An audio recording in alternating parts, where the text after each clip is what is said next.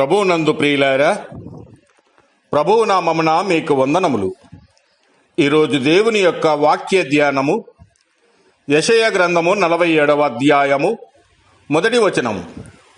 కన్యక అయిన బబులోను, క్రిందికి దిగి మంటిలో కూర్చుండుము. కల్దీయుల కుమారి, సింహాసనము లేకయ్యే నేల మీద కూర్చుండుము. నీవు మృదువు వని అయినను సుకుమారు వని అయినను జనులు ఇక మీదట చెప్పరు. దేవుడి ఈ మాటలు దీవించి ఆశీర్వదించునుగాక. గమనించండి ప్రియులరా, అత్యంత మరియు వైభవోపేతమైనటువంటి సామ్రాజ్యముగా ఒకప్పుడు విలసిల్లినటువంటి బబులోను తన అహంకారము మరియు నిర్దాక్షిణ ప్రవర్తన కారణముగా ఏ విధముగా మట్టిలో కలిసిపోయిందో యెషయా ప్రవక్త ద్వారా దేవుడు హెచ్చరిస్తూ ఉన్నాడు. రాజ్యములకు దొరసానని నేనే అని మురిసిపోయాను. సర్వకాలము నా వైభవము నిలుచునని భ్రమపడింది. బాల్యము నుండి వ్యాపారము సిరులతో తులతూగుతూ లోకమంతా నీ గుప్పిట ఉందని విర్రవీగావు. అహంకారపు సింహాసనపై సుఖాసక్తురాలై నిలిచావు, కానీ విధి వ్రాతను మార్చలేమని నీవు మరవకూడదు. దేవుని జనులను నీ చేతికి అప్పగించగా నీవు కనికరము మరిచి వృద్ధులపై బరువు అయినటువంటి కాడిని మోపావు. నిర్దాక్షిణ్య పాలనలతో ఆత్మలను రోధింపజేశావు. అందుకే ఒక్క దినముననే నీ వినాశనము సిద్ధమైంది.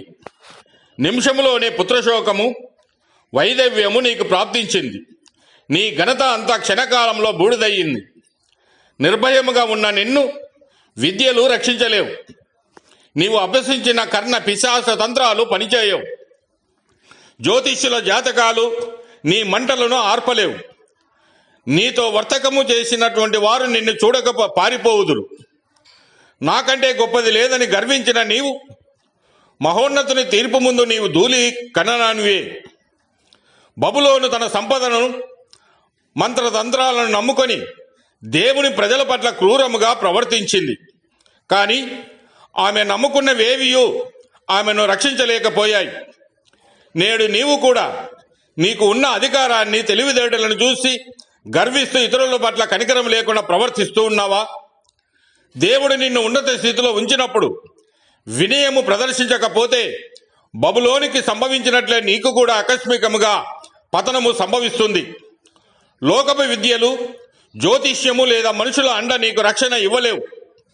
సమయముండగానే గర్వమును విడిచి న్యాయవంతుడైన దేవునికి లోబడుము. లేని ఎడల నీ వినాశనమును ఎవరు అడ్డుకోలేరు. మెలకువగా ఉండుము. దేవుడు మిమ్మల్ని దీవించి ఆశీర్వదించునుగాక.